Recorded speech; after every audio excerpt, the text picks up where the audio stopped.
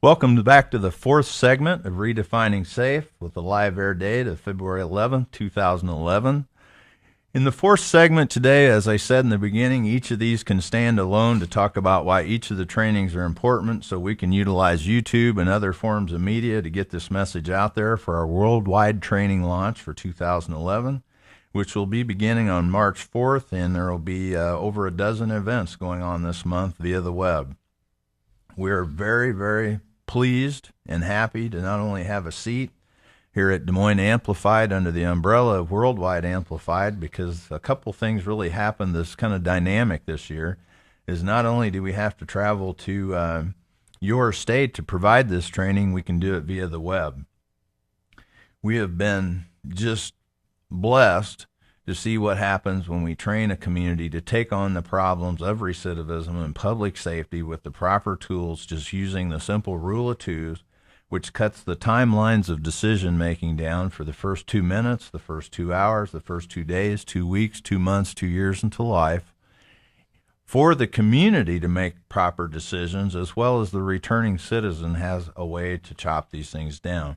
The rule of two has been the cornerstones of our Bridges to Success trainings, in which we train community volunteers in order to be reentry teams and understand what's going on in the community. It's the cornerstone of our Tripwires to Milestones training, in which we identify where the most common tripwires to milestones are, again using the rule of twos at the first 2 seconds outside of the gate, the first 2 minutes.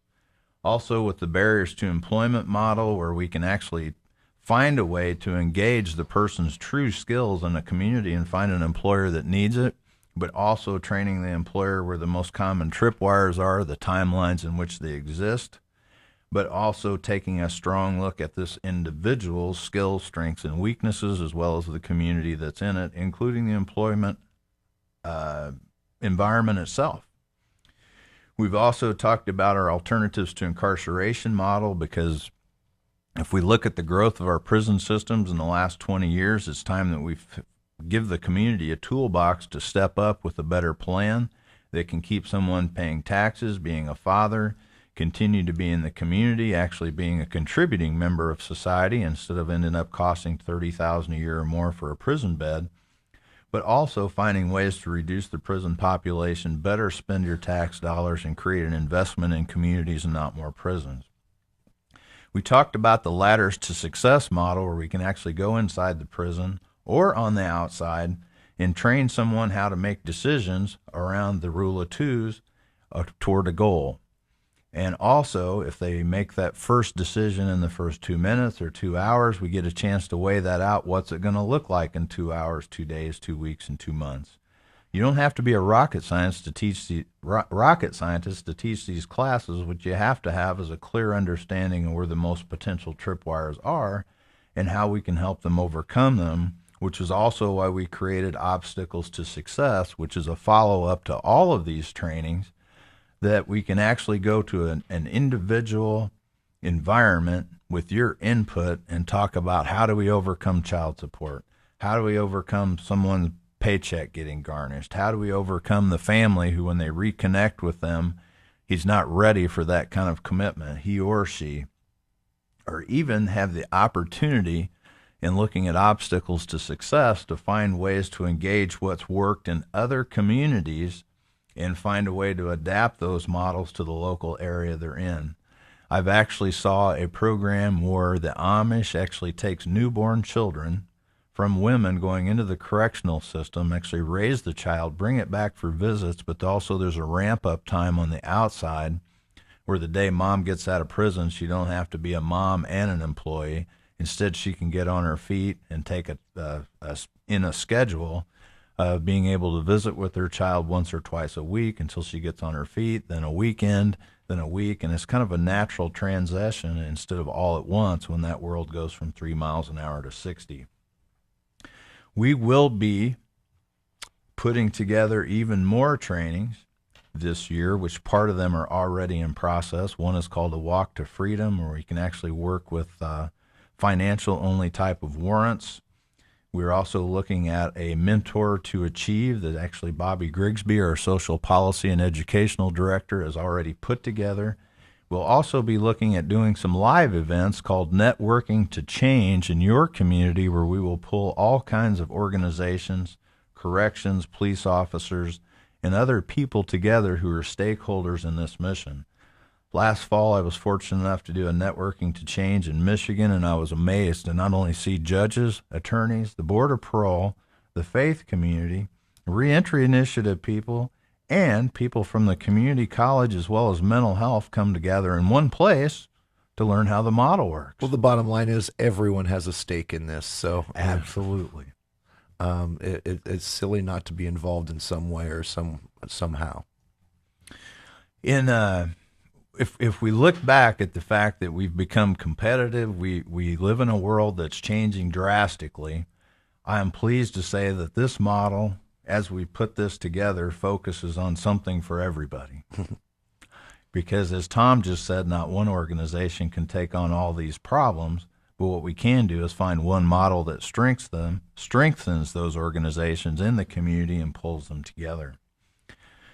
One thing that is very important that you know before we close today's fourth segment of this show, and we have Tom to give us a closer on why we should do this. You're looking at a screen today that will give you access by going to Des Moines Amplified or our website, reentryaftercare.org.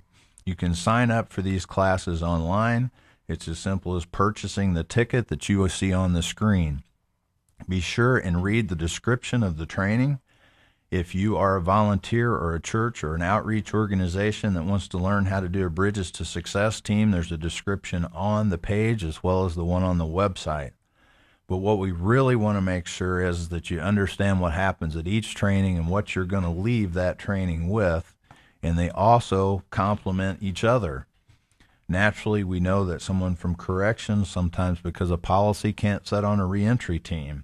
But we do want them at the intake to gate class to understand what's going to happen on the first 2 seconds on the outside of the gate in the first 2 minutes, and a little bit of what we need from them to make that transition possible. So throughout the month of March will be our first bank of these worldwide trainings. As soon as those seats are full, we're going to start booking dates for April, and those dates will be on the calendar by the end of the week as well. So as we continue into this year, and have this radio show, Redefining Safe, where we'll be bringing a lot of different guests on, like you've heard of our guests from our transitional houses, the Fortune Society in New York. People are working to create legislation that creates an environment that this kind of initiative lives in. Please stay tuned to our website, reentryaftercare.org, for more upcoming trainings, more ideas, and ways to connect with others and learn from each other. I'm going to give you as much time as you want, Tom, to talk about why the world should get involved in making the world a better place and doing this. Well, one of the biggest things is that as well-intended as some of our laws are and the things we do for the disadvantaged in the community, and I don't mean just prisoners, I mean mental health patients, foster children, the whole works, is that we legislate things to fix that problem, but it doesn't think it through.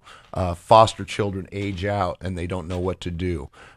Returning citizens get out of prison and have a disconnect on how to get functioning back in society and how to be productive. We have to remember that these people didn't know this information in the first place, and they're expected to know it once they age out of foster care, get out of prison. Correct. The mental health patient is supposed to be able to, take their medication all the time, when sometimes that's just not going to happen. We need to create programs that actually transition these people, not leave a cold barrier facing them once they're out of whatever program they've been into. There has to be a transition, a process where they've brought back into the community and being made or trained how to be a productive member of that community. And it can be done. It's just called thinking things through and not just shoveling the problem away for a while in a prison, a mental health institution, or a foster program, or whatever the case may be. Dead on. What I heard you talking about is identities and individual people with strengths and weaknesses, and that's what Prison to Society's reentry model is all about. This was February 11th of Redefining Safe. I guess I took enough time then.